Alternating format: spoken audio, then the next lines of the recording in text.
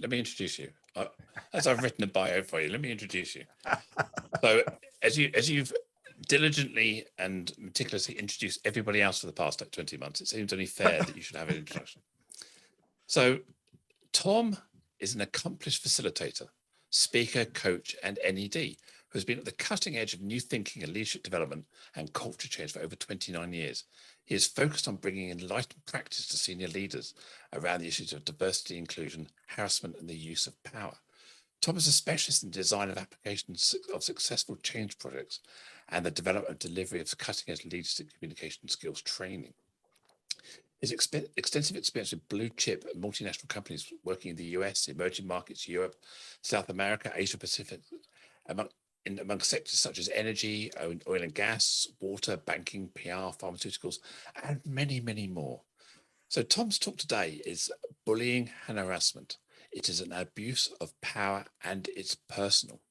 This behavior in the workplace is rife, yet why are leaders apparently so reluctant to acknowledge and deal with it effectively?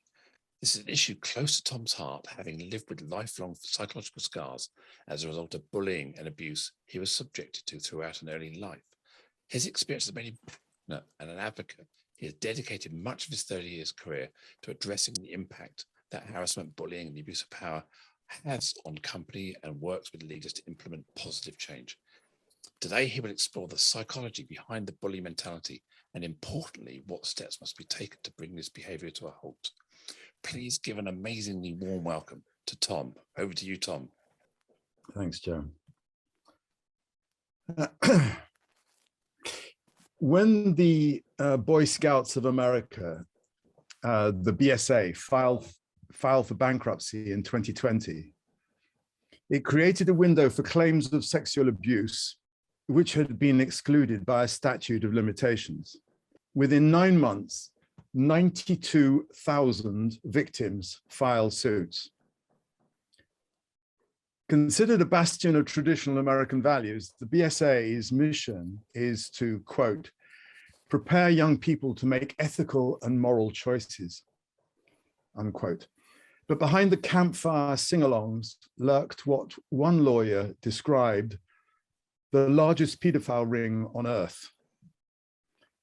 Additionally, the organization concealed the fact they knew these things were going on since as far back as the 1930s. The Scouts had identified and monitored known abusers without reporting them to parents or to the authorities. In May of this year, Canadians were shocked at the discovery of the remains of Indigenous children who had attended the state-imposed residential school system run by the Catholic Church from the 1870s until, believe it or not, the 1990s. The school's stated purpose was to eradicate the culture and languages of the country's Indigenous populations, and they were characterized by cruelty, beatings, and verbal and horrific sexual abuse. So far, over 3,200 graves have been unearthed, almost all of children, some as young as 3 years old. Many more expected to be found as the search widens. So why do I start with these apparently disparate but all horrendous examples? Firstly, I want to highlight them for what they were, abuses of power. Secondly, there are examples surfacing everywhere, from the National Women's Soccer League, the US gymnastics team, the Sellafield nuclear plant in the UK, to the police in the UK, to the bullying actions of even the British Prime Minister, Home Secretary. Abuses of power in various degrees are everywhere. Third, this abuse exists at governmental level, which makes it very difficult to legislate against. You need only look at the layout of Parliament here.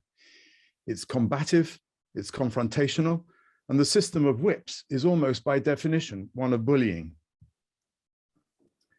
Fourth, when people in power feel they are in danger of being exposed, they will go to great lengths to conceal their wrongdoing, regardless of the damage they may cause. And fifth, I want to remind you of that heady rush of excitement and adrenaline which most people experience when they're given or they take a position of power over someone or indeed something else. As Sir John Dalberg-Acton wrote in 1857, power tends to corrupt, and absolute power corrupts absolutely. Great men are almost always bad men. So what's the difference between bullying and harassment? And here I'm referring really to the UK. The short answer is that harassment is defined in law under the Equality Act 2010.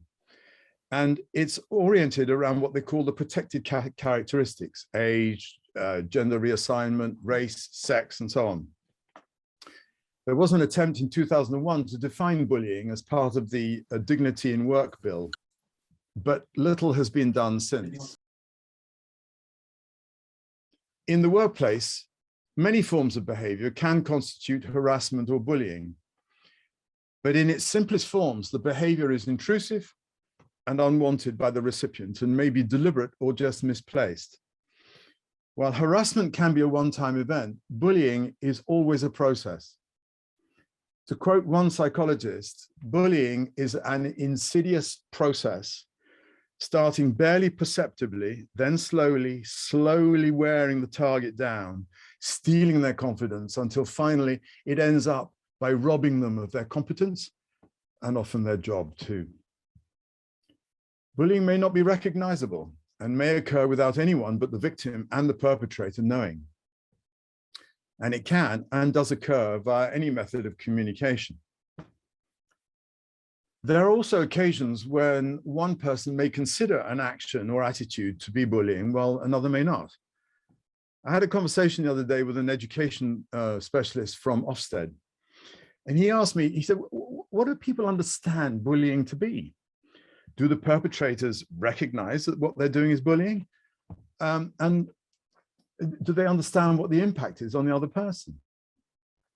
He gave the example of people in education accused of bullying, not accepting that their actions actually were bullying, and the first usual step that they took in their defense was to launch a grievance against the person who was accusing them. Statistics around the effects of the abuse of power are unreliable because the level of reporting is so low, but the indications are that between 30 and 40% of people have been bullied in the workplace. A 2020 Deloitte report said that about £46 billion was being lost by UK businesses because of mental health issues. And since it's thought that up to 40% of stress-related absence is due to bullying or harassment, this suggests there's a potential £18.4 billion saving if we actually address the root of this abuse. The question so often posed by senior management, why on earth didn't they report it? We could have done something about it, is actually naive and most often just demonstrates how out of touch they are. There's little wonder that individuals decline to use the reporting systems, which can seem almost designed to make the victim the aggressor. This happens in cases of rape, sexual assault, and bullying alike. When I did a study of this in the oil and gas industry, none of the women I spoke to said they would use the reporting systems in place in their various and sophisticated organizations. None. And as an employment lawyer said last year, where there's not a discriminatory aspect to bullying, the bar of proving injury seems to me to be too high and too costly for the target of the bullying. In other words, don't bother. People are therefore understandably reluctant to speak out. Often they've been pushed out of jobs with redundancy packages and severance contracts that forbid them from speaking out. They just wish to put the past behind them. There's also a sense of guilt, as if they brought it upon themselves, a classic mindset of someone who's been bullied.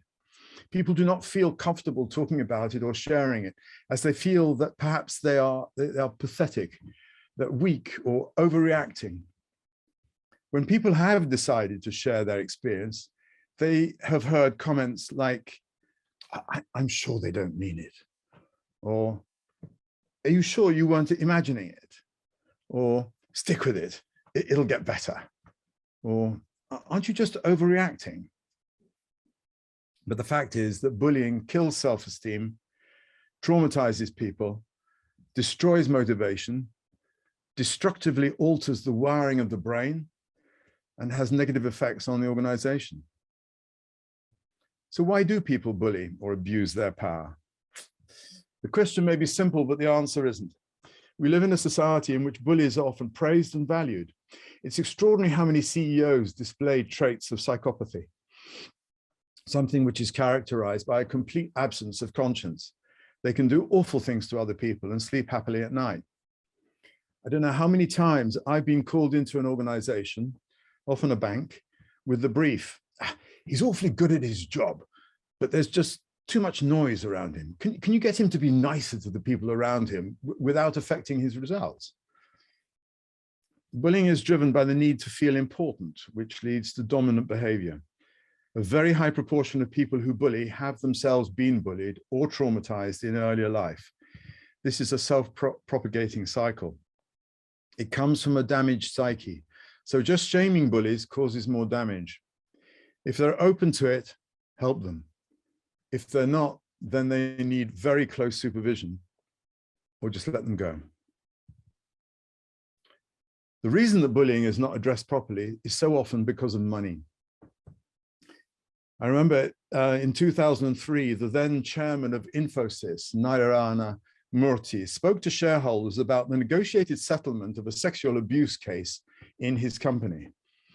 He said a number of things. I've just got two quotes. He said, the negotiation has been done very smartly by our people so that it does not impact the earnings per share. I think that, to me, is the most important thing. He went on to say, also, the amount of contribution is well within what we considered acceptable based on facts and circumstances. His comments were all directed to financial impacts, and none addressed the fact that a proven serious sexual assault had taken place and a real human being had been traumatized, quite likely for life. Now, you might think it's weird that real action isn't taken to deal with this virus that affects such a high proportion of workplaces. But the truth is, without considerable courage on the part of the C-suite, it's extremely difficult to do. It calls for moral strength and a willingness to spend resources on something that doesn't seem directly linked to the bottom line, although it actually is. So what can we do about it? I look at this in two ways, from an organizational level and from an individual level. At an organizational level, businesses need to become more responsible, something we at Serenity and Leadership talk a great deal about. What is a responsible organization? They need to make it clear that any abuse of power is unacceptable, and senior management must behave congruently to that. It must be clear what's okay and what isn't. It's best to establish rules of behavior and reporting systems. It's really important to reconfigure to become fully inclusive. Once a company is truly inclusive, there will be a level of psychological safety. So people can then feel safe to call out bad behavior. Really safe places have conflict, but it's creative and healthy conflict. Never depend on reporting systems as being reliable barometers of behavior or morale. Understand that where money is the primary driver, bullying will always be present. Know that if a workplace is extremely quiet, bullying is most likely going on. If a person is being bullied, they need to feel they have a safe route. All members of HR need to be fully trained in how to handle a bullying situation. If they make a mistake, they will re-traumatize. If you have a whistleblower, respect them. So often we see the people with sufficient courage to call out something bad or immoral are punished, sidelined, vilified, or indeed fired. Safety must always come first. Never force an employee to go and speak to the person they reported, causing them harm. You have to respect and support their decision either way and avoid causing further harm until the concern is appropriately addressed. These cases have a high risk for psychological injuries, which if left unaddressed, will most likely progress and become permanent. Research shows that approximately 74% of workplace bullying is top-down. So set your leaders up for success with training, mentoring, monitoring, and support, and your staff will follow suit. At an individual level, if a person is being bullied, I have a couple of suggestions. Find a friend. Both harassment and bullying cause people to doubt themselves. What did I do to cause this? This must be my fault. With bullying, people can begin to doubt their own sanity. If they go to HR and the rep discounts in any way, it's re-traumatizing.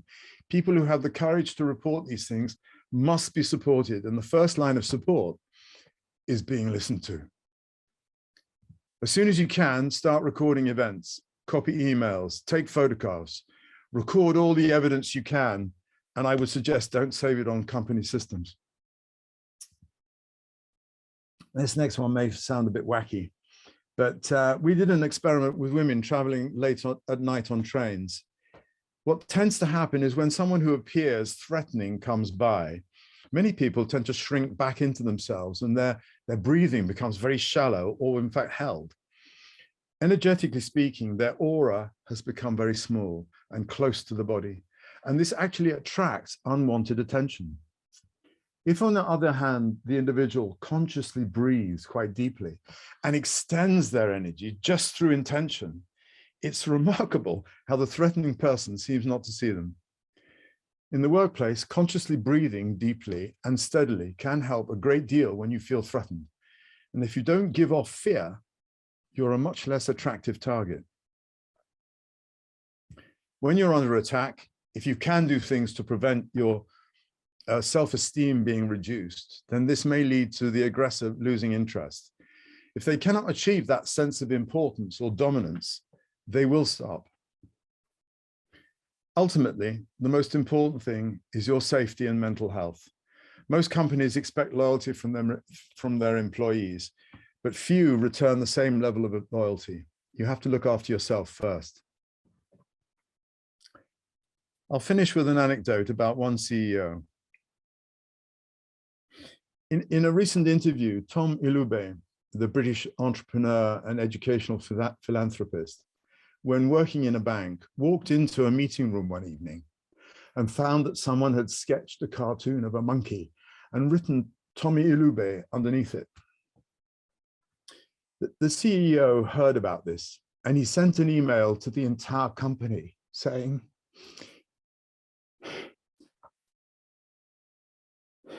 "Whoever did that, you are not welcome at this company. Your values are not our values. So I'm not going to search for you, but I'm telling you, I don't want you in my company. I want you to leave." Ilube said it was so clear and stark, and he had no idea whether the person left or not, but the whole company was in no doubt about where things stood. And when you've got a leader who is able to be that sort of ally with that level of clarity, that's what really, really helps in organizations. There's just a couple of things. Suhai, you reminded me of what the Dalai Lama said. He said, if we taught all children at school how to meditate, in 20 years, there wouldn't be any war. We're really looking for some very fundamental changes. And for anyone who's seen my thought for the week last week, when I put a clip of Clover Hogan speaking to the COP26, there's a young, very dynamic woman just stating what I think is the obvious, which is we have to fundamentally change the way that organizations are configured and what their purposes are. Education is one thing, and perhaps something will arise, I don't know, in the next couple of years that will really make that difference. So thank you all for being here. Thanks. Thank you. Brilliant. Thanks, everyone. Brilliant. Thanks. Thank you.